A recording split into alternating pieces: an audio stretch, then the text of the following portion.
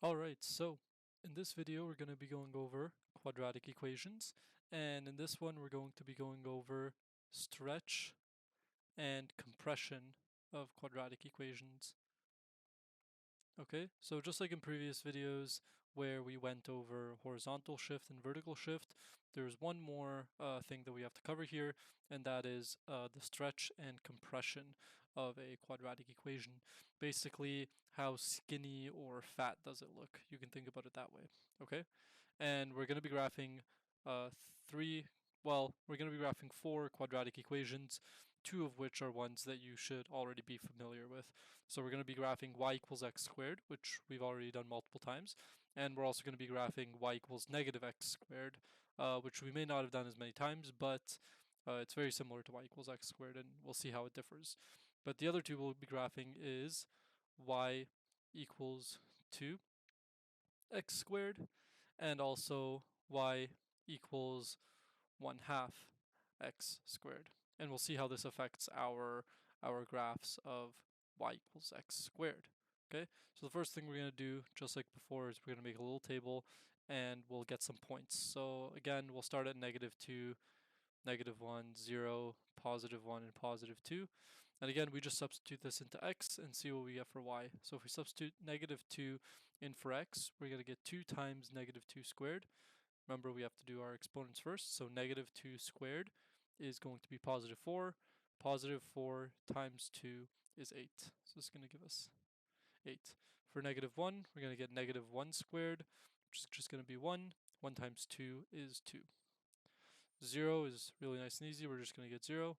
For +1, we're going to get 1 squared, which is 1. 2 times 1 is 2. And as you might be able to guess, if we substitute 2 in for x, we're just going to get 2 squared, which is 4. 4 times 2 is 8. And again, we see that symmetry. In this case, symmetry is about x equals 0.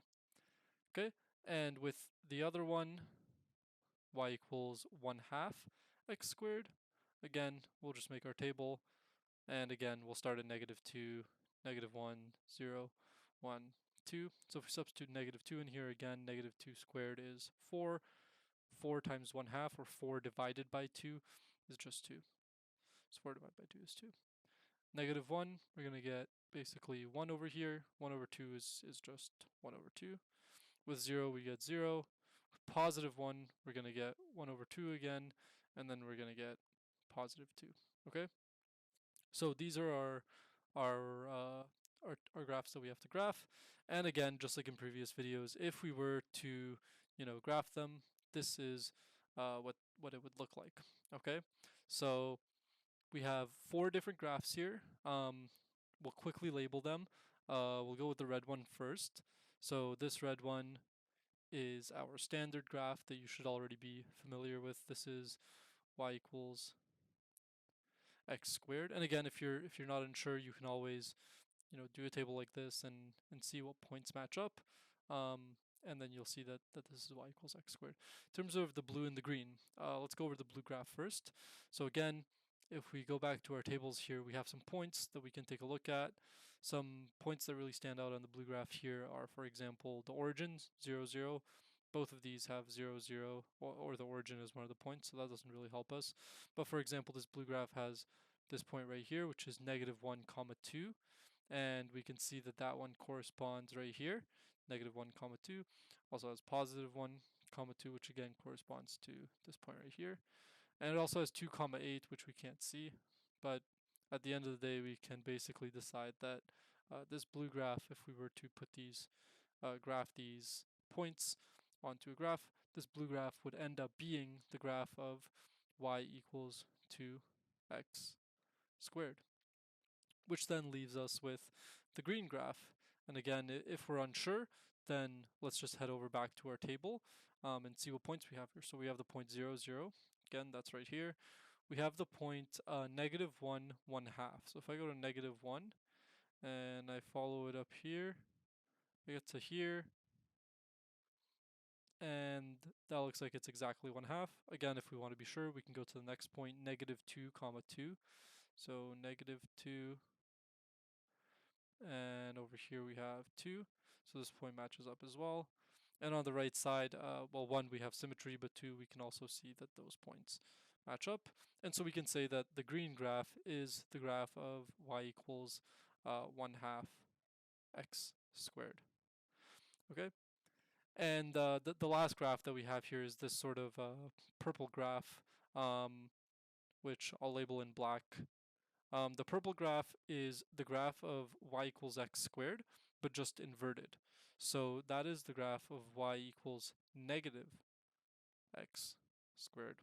Okay, so same graph as you see up here as this red one, except it's now just inverted or upside down, or if we want to be proper, we say it opens down.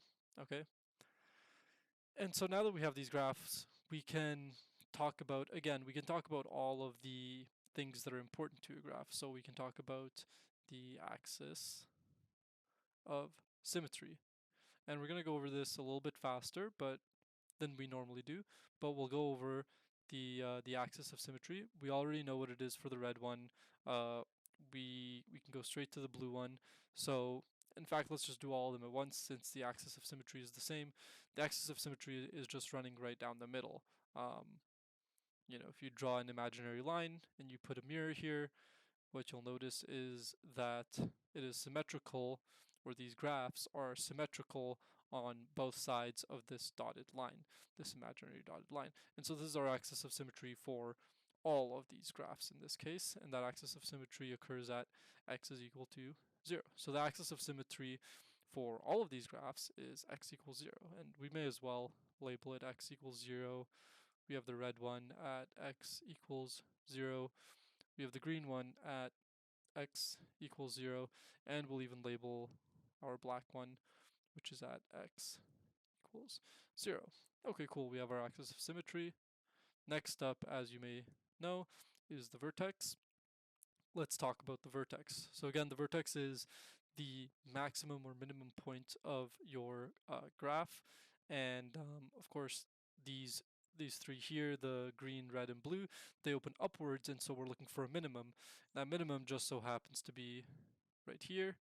This is our vertex, and we know that happens at 0, 0. So the vertex, again, for all of them is 0, 0. We'll write that down yet again just so that we have it here. So 0, 0. Our green graph is also 0, 0. And even y equals negative x squared is also 0, 0. The one thing I will say, the vertex for the blue, red, and green graphs of y equals 2x squared, and 1/2 x squared, that vertex is a minimum, right? So that is the minimum point of those equations. Whereas for our purple graph, y equals negative x squared, it is a maximum, okay? So it's the same vertex. It just so coincidentally happened that it's the same vertex, but for our y equals negative x squared, it's a maximum, right? Because the maximum that this purple graph reaches is at this point 0, 0. Whereas for the other graphs, it's a minimum. That's the minimum point that the graph will reach. Okay, and finally, or rather, the last two things we have to talk about is the x and y intercepts. So let's talk about the x-intercepts. And again, for all of these graphs, you can see where this graph crosses the x-axis. And it happens to be right at the origin. So this is the x-intercept, and it happens at, so where does it cross the x-axis? It crosses it at y equals 0. Or sorry, it crosses at y equals 0, which happens to be at x equals 0 as well. So that's the x-intercept, and that's for all of them. So again, x equals 0 is the x-intercept for all of these graphs. And then the last thing that we have to talk about is the y-intercept. Okay, so the y-intercept, and again, the y-intercept happens right here. This is the y-intercept, and that happens at y equals 0.